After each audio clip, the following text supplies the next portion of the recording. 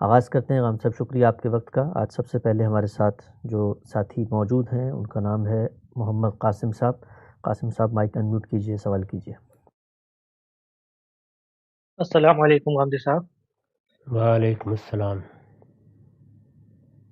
غامدی صاحب، جس طرح دنیا کی اکثر پارلیمنٹس میں اسپیکر کی بات کو ریئل ٹائم میں بیک گراؤنڈ میں ہر لینگویج میں ٹرانسلیٹ کیا جاتا ہے کہ پارلیمنٹ کا ہر شخص ایک دوسرے کی بات کو سمجھ جائے، تو نماز کی باقی پاسبلٹیز اور اس کو کمبائن کر کے ایک پاسبلٹیز دماغ میں آئی ہے کہ اگر ایک ایسی آرٹیفیشیل انٹیلیجنس بیسڈ اپلیکیشن بنائی جائے جو جماعت کی نماز میں امام کی قرات کو ریئل ٹائم میں پہچان کر اس کا ترجمہ انفرادی طور پر کسی شخص کے پسندیدہ مترجم کے ترجمے کی آڈیو ریکارڈنگ اسی اسپیڈ میں جس اسپیڈ میں امام صاحب قرات کر رہے ہیں، اگر ہیڈ فونز کے ذریعے اس کے کانوں میں سنایا جائے جس سے کوئی ڈسٹرب بھی نہ ہو اور مقتدی قرآن کی عربی قرات سننے کے ساتھ ساتھ اس کے ترجمے سے بھی واقف ہو جائے، اور اگر یہ اپلیکیشن تراویح کی نماز میں استعمال ہو تو پورا قرآن عربی قرات کے ساتھ ساتھ ترجمے سے بھی ختم ہو جائے، تو اگر ہم یہ اپلیکیشن بنا کر ذاتی طور پر استعمال کریں تو کیا جائز ہوگا؟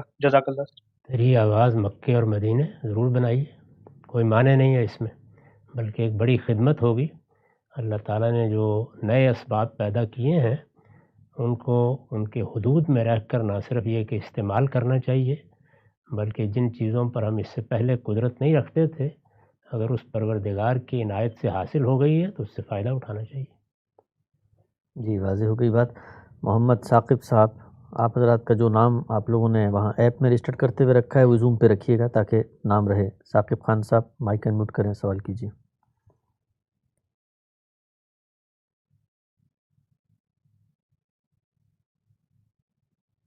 ثاقب صاحب نہیں ہیں تو آگے بڑھاتے ہیں. عمران مغل صاحب, آپ کا مائک انمیوٹ کر رہا ہوں. ثاقب صاحب جب آپ آ جائیں میسیج کیجیے گا, دوبارہ آپ کی باری آ جائے گی. عمران مغل.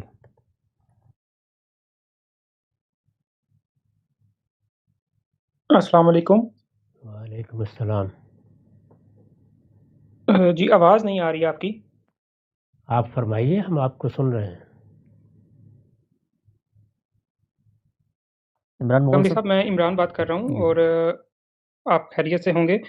میرا کویشچن یہ ہے کہ ریسنٹلی آفتاب اقبال صاحب نے ایک ویڈیو اپلوڈ کی تھی کچھ ایشوز کو لے کے، تو میں پوچھنا چاہ رہا تھا کہ آپ ان کا کوئی آنسر کریں گے یا اس پہ کمنٹ نہیں کرنا چاہیں گے؟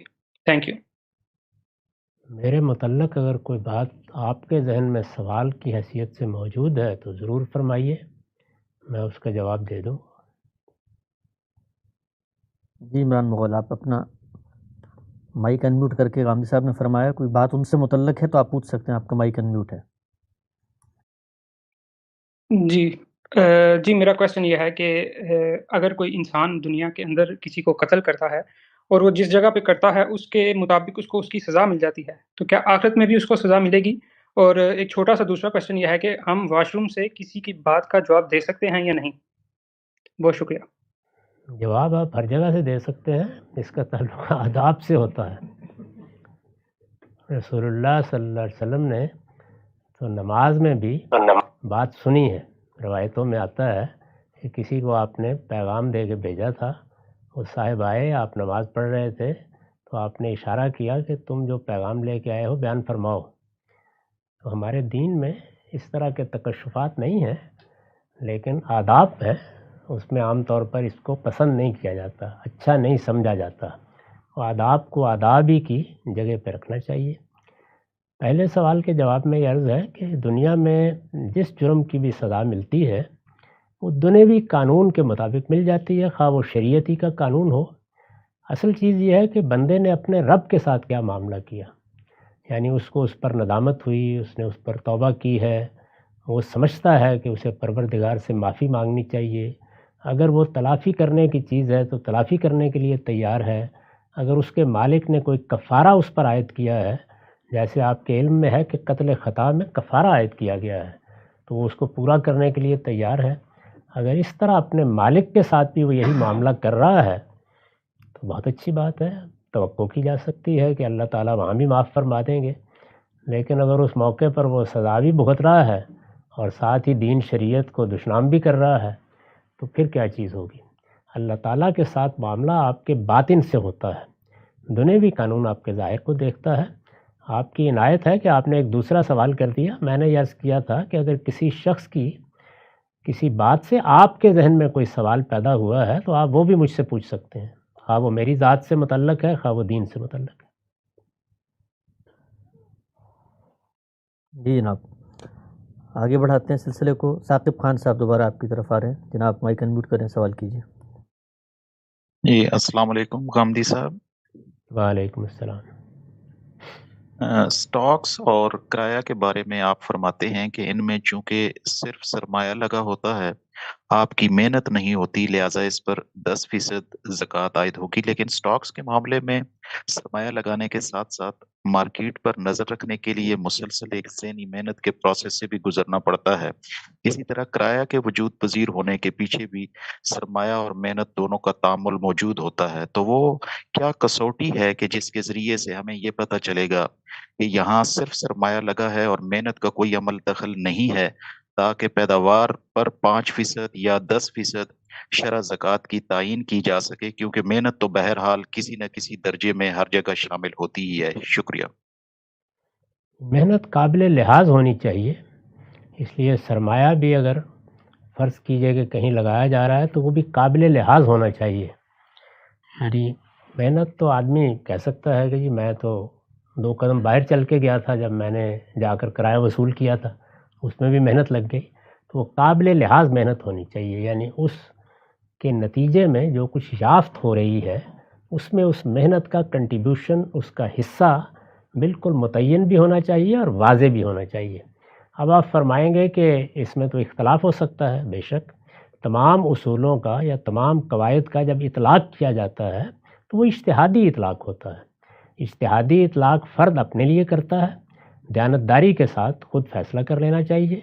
اگر ریاست زکوٰۃ لے گی جیسے کہ اسلام کا حکم ہے تو وہ امرہم شورا بینہم کے طریقے پر مختلف صورتوں کو طے کر دے گی کہ اتنی محنت لگی ہوگی تو وہ قابل لحاظ ہے، اتنی لگی ہوگی تو قابل لحاظ نہیں ہے۔ اسی طرح سب فیصلے کیے جاتے ہیں۔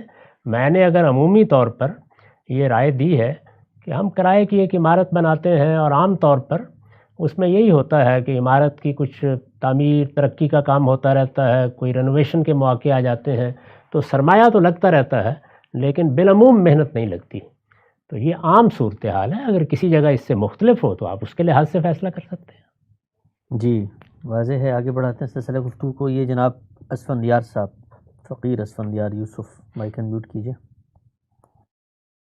السلام علیکم غامدی صاحب۔ وعلیکم السلام۔ سر میرا سوال یہ ہے کہ سورہ نساء کی آیت 25 میں مومن لونڈیوں سے نکاح کے متعلق کچھ ہدایات دی گئی ہیں، تو کیا سورہ مومنون کی آیت 6 میں ذکر کردہ لونڈیاں ان عورتوں کی طرف بھی اشارہ کرتی ہیں جو مومنین کے ساتھ شرعی طور پر نکاح میں ہوں؟ شکریہ۔ جی دونوں طرح کی ہوں گی، یعنی یہ لونڈیاں تو اس وقت موجود تھیں، اور عربوں کے ہاں ان کے ساتھ ہر طرح کا تعلق رکھنا معاشرے کا عرف تھا، مانی ہوئی چیز تھی۔ نکاح کیا چیز ہے؟ یعنی ایک مرد و عورت کے درمیان ایسا تعلق جس کو عرف قبول کرتا ہے، سوسائٹی اس کو سمجھتی ہے کہ یہ ایک بالکل جائز تعلق ہے۔ عربوں کے ہاں اگر آپ تاریخ پڑھیں تو 4 قسم کے نکاحوں کا ذکر ملتا ہے۔ یہ جو ہمارے ہاں متع کہا جاتا ہے، اس کے بھی نظائر موجود ہیں کہ یہ نکاح بھی ان کے ہاں رائج تھا۔ تو اللہ تعالیٰ نے قرآن مجید میں یہ بتا دیا کہ جب تم ایک عورت کو اپنی بیوی کی حیثیت سے قبول کرتے ہو تو اس کے لیے یہ حدود ہیں، یہ شرائط ہیں، وہ جگہ جگہ بیان ہوئے ہیں۔ لونڈیوں کے بارے میں ایسے کوئی حدود قائم نہیں کیے جا سکتے تھے، اس لیے کہ اسلام کا اصلی منشا تو یہ تھا کہ فک و رقبہ، ان کو ختم کر دیا جائے۔ چنانچہ پابندی بھی لگا دی گئی کہ اب کسی جنگ میں قیدی پکڑے جائیں گے تو انہیں نہ لونڈی بنایا جائے گا نہ غلام بنایا جائے گا۔ موجود غلاموں کے بارے میں سیاسی، سماجی، تمدنی مسائل تھے، ان کی وجہ سے ایک تدریجی طریقہ ان کی آزادی کا اختیار کیا گیا اور مکاتبت کا قانون بنایا گیا۔ اس میں دونوں صورتیں پیش آ جاتی تھیں۔ ایسا بھی ہوتا تھا کہ لوگ لونڈیوں کے ساتھ اسی طرح تعلق قائم کیے رہتے تھے جس طریقے سے پہلے سے ایک عرف موجود تھا یا سوسائٹی کا رواج کہیے موجود تھا۔ اور ایسا بھی تھا کہ بعض لونڈیاں جب وہ خرید کے لاتے تھے یا کسی اور کے ہاں دیکھتے تھے تو معلوم ہوتا تھا کہ ان کی تربیت اچھی ہوئی ہے اور ان کے معاملات درست ہیں، اس طرح کے اخلاقی مفاسد نہیں ہیں، تو نکاح بھی کر لیتے تھے۔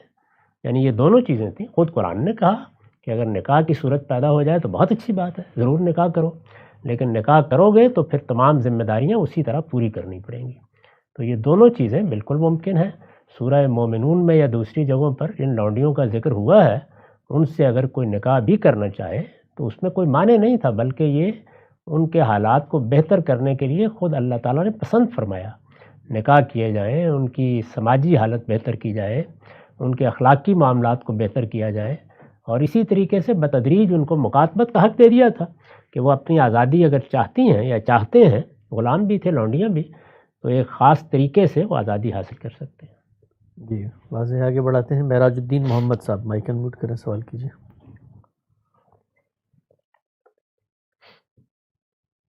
معراج الدین محمد صاحب،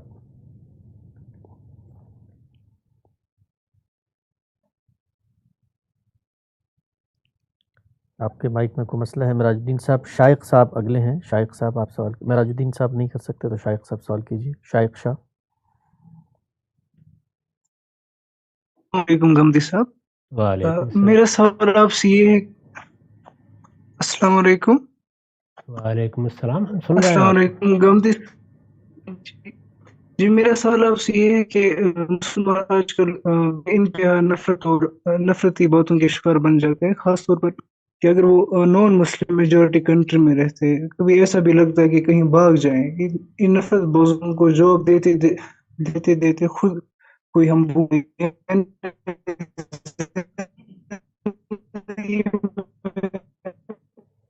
شیخ صاحب آپ کی آواز جو ہے نا کٹ رہی ہے، غالباً انٹرنیٹ کا کوئی مسئلہ ہے، اس کو درست کر کے پھر دوبارہ رابطہ کرتے ہیں۔ مطلب پڑھائی بھی متاثر ہو رہی ہے، تو اب کے مطابق اب زندگی میں کنسنٹریشن اور پراپر میتھڈالوجی کیسے لایا جائے؟ شکریہ۔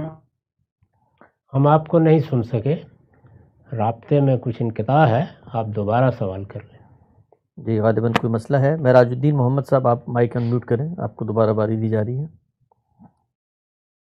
السلام علیکم ورحمۃ اللہ۔ وعلیکم سوری السلام۔ میرا غامدی صاحب، جزاک اللہ آپ کے جو ہے نا سارے اعتراضات سیریز کے لیے۔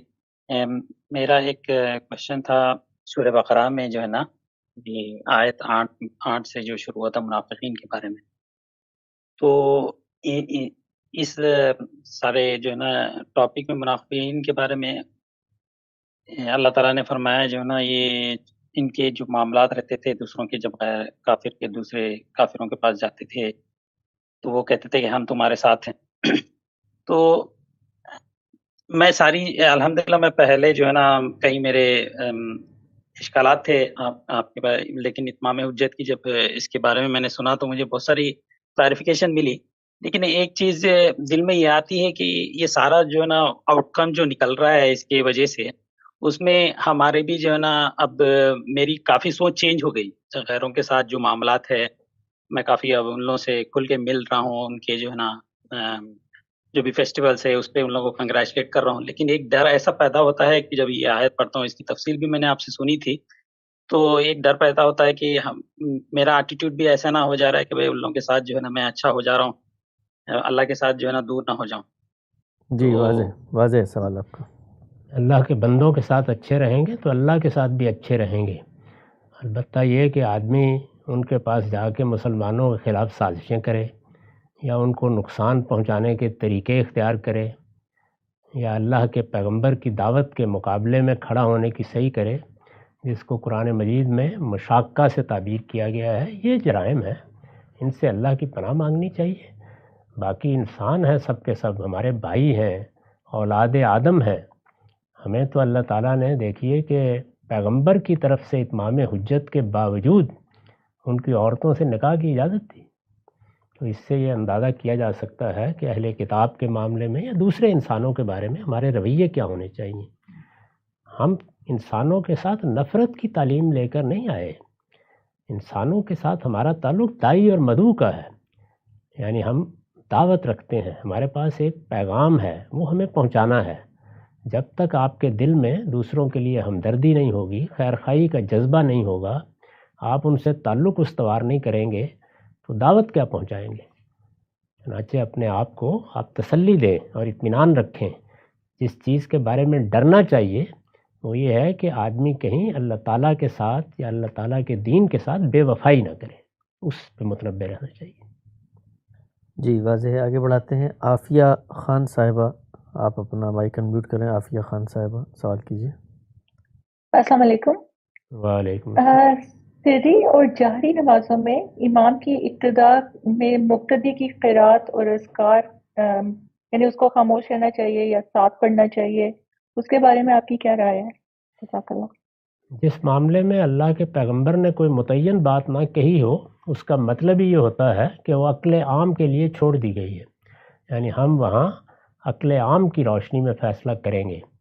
چنانچہ عقل عام یہی کہتی ہے کہ اگر کوئی امام قرات کر رہا ہے، بلند آواز سے کر رہا ہے تو ہم سنیں گے، اور اگر وہ سری آواز سے کر رہا ہے، یعنی اس کی آواز بلند نہیں ہے، وہ دل میں پڑھ رہا ہے، تو ہم بھی پڑھیں گے۔ تو میرے نزدیک یہی صحیح طریقہ ہے، اور یہ میں نے اصول بتا دیا کہ جس معاملے میں کوئی واضح نص موجود نہ ہو وہاں اجتہد و رائی والا آلو جودا، وہاں آپ عقل سے کام لیں گے۔ آگے بڑھاتے ہیں۔ ہنا ناز صاحبہ سوال کیجیے گا۔ ہنا ناز۔ جی السلام علیکم۔ وعلیکم السلام۔ اسلام کے اندر وہ کیا اصول ہے جس کی بنیاد پر فیملی رسپانسبلٹیز ایک دوسرے پر فرض ہوتی ہے؟ بچوں کی کتنی رسپانسبلٹی ماں باپ پر ہے؟ کیا بیٹے اور بیٹیوں کی شادی کرنا بھی ماں باپ کی ذمہ داری ہے؟ اگر باپ نہ ہو تو ماں کی ذمہ داری کتنی ہوگی؟ اگر ماں باپ دونوں نہ ہو تو بھائی بہنوں میں ذمہ داریاں کیسے تقسیم ہوگی؟ بھائی بہنوں میں کوئی معذور ہو تو پھر اس کی ذمہ داری کس پر ہوگی؟ ماں باپ کی کتنی ذمہ داری بچوں پر ہے، اور اگر کوئی اپنی ذمہ داری سے پیچھے ہٹے تو اس کے ساتھ کیا معاملہ کیا جائے گا؟ یہ جو آپ نے الفاظ بولے ہیں نا، ماں باپ، اولاد، بہن بھائی، یہ الفاظ بتا رہے ہیں کہ یہ سب آپ کے ذوی القربہ ہیں، یہ آپ کے قریبی لوگ ہیں، ان کی ساری ذمہ داری ہم پر عائد ہوتی ہے۔ اللہ تعالیٰ نے جو بنیادی اخلاقیات بیان کی ہیں ان میں ارشاد ہوا ہے کہ ان اللہ یامر بالعدل والاحسان و ایتاء ذی القربہ، اللہ تعالیٰ تمہیں انصاف کی ہدایت کرتا ہے، اور صرف انصاف نہیں، احسان کرنے کی ہدایت کرتا ہے۔ یہ تو سب انسانوں کے بارے میں، اور خاص طور پر تمہارے جو قریبی رشتہ دار اعزاء ہیں ان پر اپنا مال خرچ کرنے کی ہدایت کرتا ہے۔ تو اس کا مطلب ہے کہ یہ ذمہ داری ہمارے اوپر عائد ہوتی ہے۔ اب ذمہ داری کتنی ہوتی ہے اس کا تعلق لوگوں کی ضروریات اور ہماری حد وسع سے ہے، یعنی ہمیں اللہ نے کتنی فراخی دی ہے اور دوسرے کا کیا معاملہ ہے، تو اس میں تو آپ اجتہاد کریں گے جتنی ذمہ داری آپ اٹھا سکتے ہیں، کیونکہ اللہ کبھی بھی کسی پر اس کی حد وسع سے، اس کی طاقت سے زیادہ ذمہ داری نہیں ڈالتے۔ آپ دیکھیے، آپ پر اولین ذمہ داری ظاہر ہے اپنی ہے، اپنے بچوں کی ہے، اس کے بعد پھر اعزاء اقربا کی ذمہ داریاں ہیں۔ تو جتنا کچھ بھی آپ کے لیے ممکن ہو وہ ضرور پورا کریں۔ اس کا فیصلہ ہر آدمی اپنے اجتہاد سے کرتا ہے، اس کو خارج میں بیٹھ کر کوئی آدمی طے نہیں کر سکتا۔ میرے والدین کے حالات اور ہو سکتے ہیں، آپ کے والدین کے اور ہو سکتے ہیں، میری اولاد کے حالات اور ہو سکتے ہیں، آپ کی اولاد کے اور ہو سکتے ہیں۔ بارہا ایسا ہوتا ہے کہ والدین آخری عمر تک کماتے بھی رہتے ہیں، کھاتے بھی رہتے ہیں اور آزادانہ کام کر رہے ہوتے ہیں۔ ایسا بھی ہوتا ہے کہ وہ ہم پر منحصر ہو کے رہ جاتے ہیں یا کوئی بیماری آ جاتی ہے۔ تو اس کا تعلق حالات سے ہے۔ اصول میں جو بات ہے وہ یہ ہے کہ بنیادی اخلاقیات میں ذوی القربہ یا رشتہ داروں یا اعزاء کی ذمہ داری شامل ہے۔ جی آگے بڑھاتے ہیں۔ یاور جاوید صاحب مائک انمیوٹ کریں، سوال کیجیے۔ السلام علیکم۔ رسول اللہ صلی اللہ علیہ وسلم کے خلاف پہلے سے ہی جنات کے الہام کے الزام لگائے گئے ہیں۔ جن تو جن ہی ہیں، مگر ہمیں اس بات کا بھی ثبوت ہونا چاہیے کہ قرآن واقعی اللہ کی طرف سے ہیں، نہ کہ کسی اور غیر مرئی سپر نیچرل چیز سے۔ اس کے ساتھ ساتھ انسان کی تخلیق کے لیے ارتقاء، ایولیوشن جیسے نظریات جو کچھ ٹھیک تاثر نہیں دیتے، ان کو بھی سمجھانا پھر مشکل ہو جاتا ہے۔ آپ سے ہی علم نفسیات کے کارنامے سنے ہیں، اس کے بعد انبیاء کے معجزات کی کیا حیثیت ہو کے رہ جاتی ہے؟ انبیاء کے معجزات میں اور کسی علم کے نتائج میں واضح فرق ہوتا ہے، یعنی جب وہ معجزہ پیش کرتے ہیں اس وقت کیا علم موجود ہے؟ وہ علم ہے جو ان کو چیلنج کر سکتا ہے۔ چنانچہ فرعون کے دربار میں جادوگر بلائے گئے، انہوں نے جو معاملہ کیا وہ اپنے لحاظ سے اپنے فن کو سمجھ کر آخری درجے میں کر دیا۔ اس وقت مثال کے طور پر مادی علوم بہت غیر معمولی ترقی کر چکے ہیں، یعنی اب ہمارے ہاتھ میں پکڑے ہوئے آلات بول رہے ہیں، ہم کسی شخص کی شبیہ کو اس کی تمام حرکات سمیت اٹھا کے چاہیں تو مریخ پر لے جائیں، یہ سب ہو گیا ہے۔ تو یہ جتنی چیزیں ہیں ان کے ماہرین کون ہیں؟ وہ ہماری سوسائٹی میں، ہمارے ملک میں موجود ہیں، امریکہ میں، اسی طرح برطانیہ میں یا ترقی یافتہ ملکوں میں ان سب علوم و فنون کے ماہرین ہیں۔ تو اگر اب کوئی پیغمبر آئے گا تو یہ سائنسدان اس پوزیشن میں ہے کہ وہ اگر کوئی معجزہ دکھائے گا تو فرق کر لیں گے۔ تو جب نفسی علوم کا معاملہ تھا تو نفسی علوم کے ماہرین موجود تھے، تو پیغمبر کے معجزے کا فیصلہ انہی سے کرایا جاتا ہے۔ سیدنا موسیٰ کے معاملے میں بھی ایسا ہی ہوا تھا، عام لوگ یہ فیصلہ نہیں کر سکے تھے، تو اس لیے اطمینان رکھیے جب وہ آتے تھے تو اس وقت فیصلہ کرا لیا گیا تھا۔ اسی کا اندازہ کر لیجئے نا کہ سیدنا سلیمان کے دربار میں وہ شخص موجود ہے جو نفسی علم کا اتنا بڑا ماہر ہے کہ اس نے 1500 میل کے فاصلے سے ملکہ بلقیس کا تخت چشم زدن میں اٹھا کے پہنچا دیا، لیکن وہ یہ جانتا ہے کہ میں ایک پیغمبر کے تابع ہوں، جانتا ہے۔ تو اس لیے اس میں کوئی تردد نہیں ہوتا، آپ کو یا مجھے نہیں بلایا جائے گا، اس فن کے ماہرین کو بلایا جائے گا۔ جی نقطہ واضح ہو گیا، آگے بڑھاتے ہیں۔ جناب ابرار صاحب سوال کیجیے گا مختصر جی۔ جی السلام علیکم غامدی صاحب۔ وعلیکم السلام۔ غامدی صاحب پاکستان کے ایک مشہور جرنلسٹ ہیں آفتاب اقبال صاحب، تو انہوں نے اپنی ویڈیو کے اندر یہ فرمایا تھا کہ انہوں نے آپ سے گزارش کی تھی ایک انٹرویو کرنے کی، تو آپ نے انٹرویو دینے سے منع کر دیا، اور وہ اس منع کرنے کی وجہ سے بہت غصے میں تھے اور انہوں نے بہت سے الزامات بھی لگائے۔ الزامات کے حوالے سے تو خیر کیا ہی جواب چاہیے، لیکن سوال یہ کیا جا رہا ہے کہ آپ نے انہیں انٹرویو دینے سے گریز کیوں کی؟ جزاک اللہ خیر۔ جی میرا عمومی طریقہ یہی ہے کہ میں سیاسی مسائل کے بارے میں کبھی انٹرویو نہیں دیتا، چنانچہ جو لوگ میری طرف سے وقت دیتے ہیں ان کو ہمیشہ سے یہ ہدایت ہے کہ سیاسی معاملات میں معذرت کر دی جائے، علمی معاملات میں کوئی انٹرویو ہوگا اور میرے پاس وقت ہوگا تو میں معذرت نہیں کرتا بالعموم، لیکن سیاسی معاملات میں میں اپنی اصولی رائے اپنے پلیٹ فارم سے دے دیتا ہوں، اس کو کبھی دوسروں کے ساتھ مناظرے یا گفتگو یا مکالمے کا موضوع نہیں بناتا۔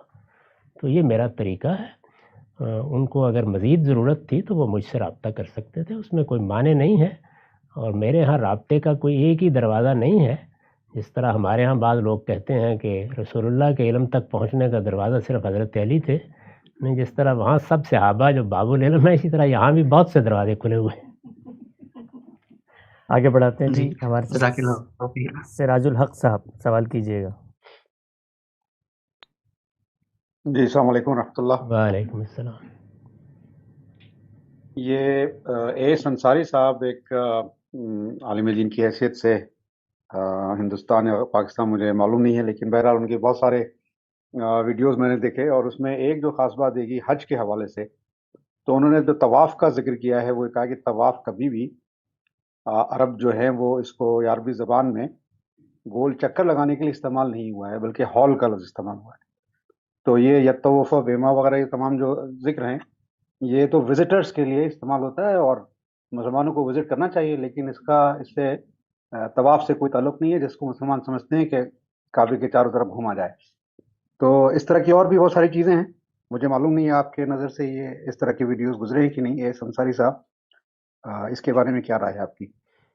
ایک بنیادی بات عرض کر دوں، آپ کو جب بھی مجھ سے کوئی سوال کرنا ہو تو میری گزارش ہے کہ معاصرین کا نام نہ لیں، آپ وہ بات بیان کر دیں، اس لیے کہ میں کسی شخص کی رائے پر اگر تبصرہ کر رہا ہوں تو اس کے لیے یہ ضروری ہے کہ براہ راست میں اس رائے کو جانوں، مجھے پورا اطمینان ہو کہ فی الواقع یہی بات انہوں نے کہی ہے۔ اس میں عام طور پر ہوتا یہ ہے کہ بڑے سے بڑے اہل علم کی آراء کو بعض لوگ جب بیان کرتے ہیں تو وہ صحیح بیان نہیں ہو رہی ہوتی۔ اب میرے لیے یہ ممکن نہیں ہے کہ جس کا بھی آپ نام لے دیں میں اسی وقت الہام کی درخواست کروں اور اس کے تمام افکار و خیالات سے میں واقف ہو جاؤں۔ ہمارے ہاں تو یہ ہے کہ لوگ جو چاہتے ہیں کہہ دیتے ہیں، لیکن میں اس کو اخلاق کی ذمہ داری سمجھتا ہوں۔ مجھے اگر کسی شخص کی رائے پر اس کے حوالے سے بات کرنی ہوگی تو اس رائے کو میں براہ راست جانوں گا، اس کا مطالعہ کروں گا، اس کو اس کے صحیح جگہ پر رکھ کے دیکھوں گا، اس کے نظام فکر کو سمجھوں گا، اس کے بعد تبصرہ کروں گا۔ تو اس کو ان کی کسی رائے پر تبصرہ نہ سمجھا جائے. جو بات آپ نے بیان کی ہے وہ ان کی ہے، آپ کی ہے، کسی کی ہے.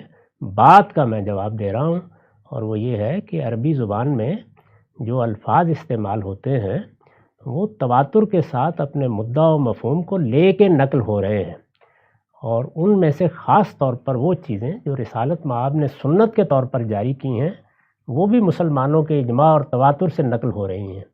حج ایک دن کے لیے بھی کبھی رکا نہیں، عمرے میں کبھی کوئی انقطاع نہیں آیا. رسالت مآب صلی اللہ علیہ وسلم کے زمانے سے لے کر ہم مسلمان آپ کے سکھائے ہوئے طریقے پر نماز پڑھ رہے ہیں، روزے رکھ رہے ہیں، اور اسی طرح طواف کر رہے ہیں. ان کے لیے اب جا کر ہمیں عربی زبان کے الفاظ کے معنی دیکھنے کی کوئی ضرورت نہیں ہے. طواف کا لفظ اپنے اصطلاحی مفہوم میں استعمال ہوا ہے، جیسے صلاۃ کا لفظ استعمال ہوا ہے. تو یہ اسی طرح کی احمقانہ باتیں ہیں کہ صلاۃ کے معنی تو دعا و اقبال کے ہوتے ہیں، لہذا اپنی ایک توجیہ کر لی جائے. یہ سب معانی تواتر کے ساتھ نقل ہو رہے ہیں جیسے کہ لغت نقل ہوتا ہے. جی نقطہ واضح ہے. سعد رشید صاحب مائک انمیوٹ کیجئے، سوال کیجئے. سعد رشید. السلام علیکم استاذ محترم. وعلیکم السلام. عالیجہ، آپ حدیث ثقلین اور حدیث غدیر کے حوالے سے آپ نے بہت تفصیلی وضاحت فرمائی تھی، تو گزارش ہے کہ حدیث کرتاس کے حوالے سے بھی وضاحت فرما دیں. شکریہ. ان روایتوں سے اتنی دلچسپی مسلمانوں کو کیوں ہے؟ واقعات تھے، ہو گئے. میں نے توجہ دلائی اس معاملے میں کہ جو چیزیں بھی ہوتی ہیں وہ جس وقت نقل ہوتی ہیں تو ان کو دیکھنے والے نقل کر رہے ہوتے ہیں. انہوں نے کتنی بات دیکھی، کیا پس منظر تھا، کس لب و لہجے میں کہی گئی. ابھی کل پرسوں کی بات ہے، کسی معاملے میں میں ایک صاحب کی بات سن رہا تھا، تو میں نے ان سے کہا کہ بھائی یہ جملہ میں نے جب بولا ہے تو میں مسکرا رہا تھا، لیکن میں آپ کو مسکراہٹ دکھا نہیں سکتا ٹیلی فون پر. تو بعض اوقات الفاظ، اس وقت آپ کا لب و لہجہ کیا تھا، آپ تفنن طبع کی بات کر رہے تھے، اس میں بڑی غلط فہمیاں پیدا ہو جاتی ہیں. تو ان چیزوں کی بنیاد پر عقائد قائم کرنا، ان کی بنیاد پر دوسروں پر طعن و تشنیع کرنا، ان کی بنیاد پر مقدمات کے طریقے کے مطابق فیصلے دینا، میں اس کو بالکل غلط سمجھتا ہوں. میرے نزدیک ہمارے دین کے معاملے میں دو چیزیں حجت ہیں، قرآن اور سنت. وہ سب اجماع و تواتر سے منتقل ہوئے ہیں، ان میں کوئی بحث ہی نہیں ہے. یہ تاریخ ہے تو تاریخی واقعات کو دیکھنا چاہیے.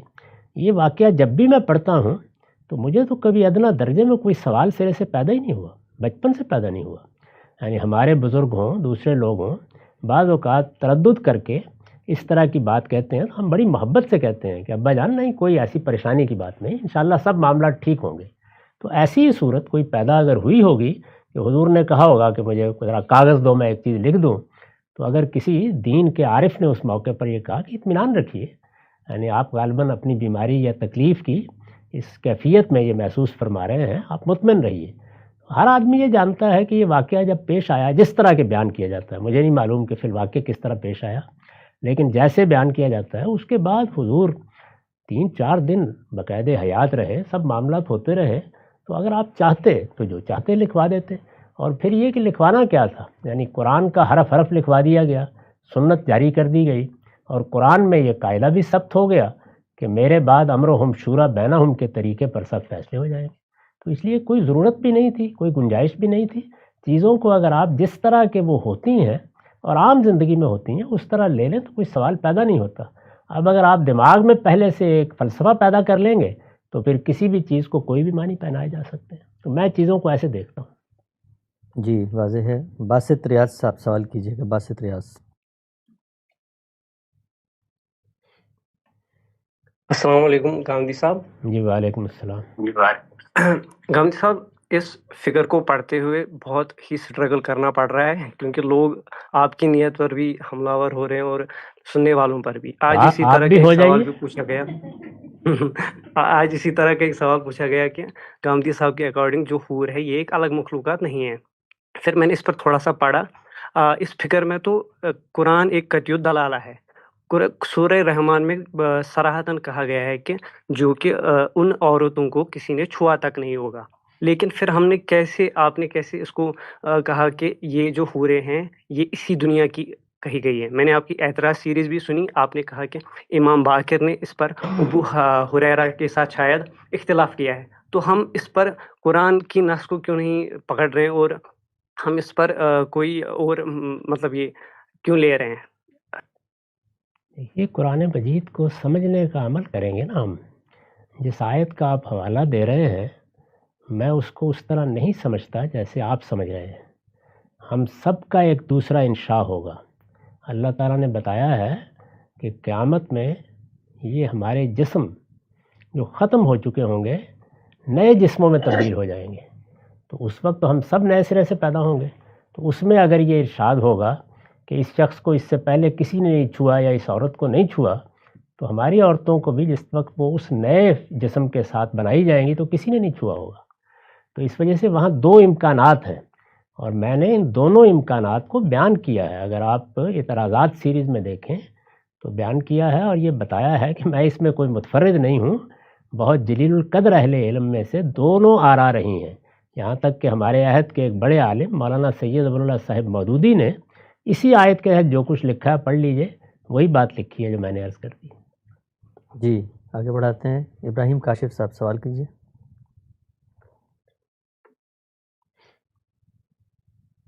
السلام علیکم غامدی صاحب. وعلیکم السلام. غامدی صاحب یہ سوال تھا میرا کہ logically existence of after life کو کس طرح سے پروو کیا جا سکتا ہے؟ یہ جو دونوں الفاظ ہیں نا، پروو کیا جا سکتا ہے، یعنی عقلی چیزیں جو ہیں ان کے لیے عقلی استدلال کیا جاتا ہے. ان کے لیے یہ الفاظ موضوع نہیں ہیں. وہ چیزیں جو میرے یا آپ کے مشاہدے میں آتی ہیں وہ تو آفتاب آمد دلیل آفتاب ہوتی ہیں، اس لیے کہ وہ وجودی حقائق بن جاتی ہیں. اس کے بعد ہم جن چیزوں کو نہیں دیکھ سکتے یا جن کو ہمارے حواس نہیں پا سکتے، ان کا ادراک نہیں کر سکتے، ان کے لیے عقلی استدلال کرتے ہیں. تو عقلی استدلال کیا کیا آخرت کے بارے میں قرآن نے کیا ہے، میں نے اپنی کتاب میزان میں غالباً 5-7 عنوانات کے تحت اس کو پورے کو بیان کر دیا ہے. پڑھ لیجئے. اس میں کوئی چیز اگر نہ سمجھ میں آئے تو میں اس کا جواب دے دوں. جی عمر خان صاحب سوال کیجیے گا. عمر خان. عمر خان نہیں ہے تو حافظ. جی السلام علیکم غامدی صاحب. جی وعلیکم السلام. سر میرا سوال تفاسیر سے متعلق تھا. میں بڑا معمولی سا طالب علم ہوں دین کا. سر یہ 10-12-15 جلدوں کی جب ہم تفاسیر پڑھتے ہیں تو وہ پڑھنے کے بعد کچھ عرصے بعد ہی اگر 1-2 مہینے بعد آپ کوئی کوسچن کریں ان تفاسیر سے متعلق تو وہ انسان بہت حد تک بھول چکا ہوتا ہے اور عام طور پہ عملی طور پہ اس کا کوئی آپ کو بینیفٹ یا فائدہ نہیں ہوتا ہے. حالانکہ قرآن جو ہے ہمارا وہ بالکل فطری باتیں، فطری احکامات دیتا ہے. بڑے جرائم سے لے کے چھوٹے جرائم تک، عبادات سے لے کے باقی احکامات تک بالکل فطری دلائل ہوتے ہیں. وہ سارے یاد ہوتے ہیں ہمیں کہ شرک نہیں کرنا، قتل نہیں کرنا، وہ سارے جرائم اور احکامات. تو سر سوال میرا یہ تھا کہ تفسیر کا کیا فائدہ ہے پھر ایک عام انسان کے لیے یا ہمارے جیسے عام طالب؟ عام آدمی کو سب سے پہلے اپنا جائزہ لینا چاہیے کہ اس کی ضرورتیں کیا ہیں. میں تو ہمیشہ تلقین کرتا ہوں کہ عام لوگوں کو قرآن مجید کا سادہ ترجمہ پڑھنا چاہیے، سننا چاہیے. عربی جانتے ہوں تو قرآن مجید پڑھنا چاہیے. انہیں کوئی تفسیر کبھی اٹھانی بھی نہیں چاہیے. پہلے مرحلے میں آپ قرآن مجید کو سنیے. اب تو سننے کا بھی اللہ نے بہت اچھا بندوبست کر دیا ہے پورے قرآن کو. اور خود اپنے ہاں ایک پینسل لے کے نشان لگائیے کہ آپ کو کیا مشکل پیش آئی ہے. جو لوگ تفسیر لکھ رہے ہوتے ہیں وہ اصل میں اپنی مشکلات کے حوالے سے چیزیں بیان کرتے ہیں. ضروری نہیں کہ وہ مشکل آپ کی مشکل ہو.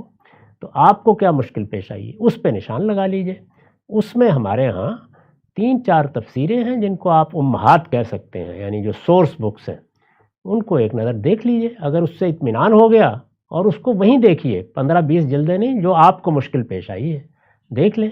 اگر سمجھ میں آ گئی بات تو اللہ کا شکر ادا کریں، نہیں تو کسی زندہ عالم سے پوچھ لیں. عام آدمی کو اس کے علاوہ کوئی کام نہیں کرنا چاہیے.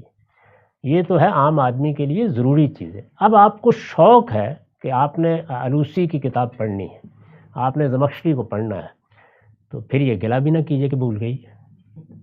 یعنی وہ آفت آپ نے مول لی ہے تو اس کے نتائج بھی بھگتیے، ورنہ اللہ کے پیغمبر نے کوئی تقاضا نہیں کیا تھا آپ سے. جی آخری سوال آج کی نشست کا حافظ اعجاز صاحب سوال کیجیے.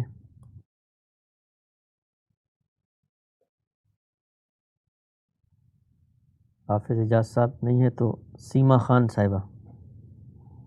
السلام علیکم. میرا سوال ہے سورہ توبہ کے بارے میں جس کے آغاز میں بسم اللہ نہیں ہے، لیکن اگر ہم اس کی کہیں بیچ سے یا رینڈملی کچھ آیات کی تلاوت کریں تو اس سلسلے میں کیا ہدایت ہے؟ تب بسم اللہ السلام علیکم. جی آپ رک جائیے بسم گا، اللہ خاتون پڑھنی کر لیں چاہیے؟ پہلے سوال. جی جاری رکھیں. جی آپ کا سوال سمجھ میں آ گیا. عام حالات میں کوئی آیات اگر آپ پڑھتے ہیں اور اس میں بسم اللہ بھی پڑھ لیتے ہیں تو حرج کی بات نہیں ہے، لیکن سورہ کی تلاوت آپ جب کریں تو اس پر بسم اللہ نہیں پڑھی جائے گی.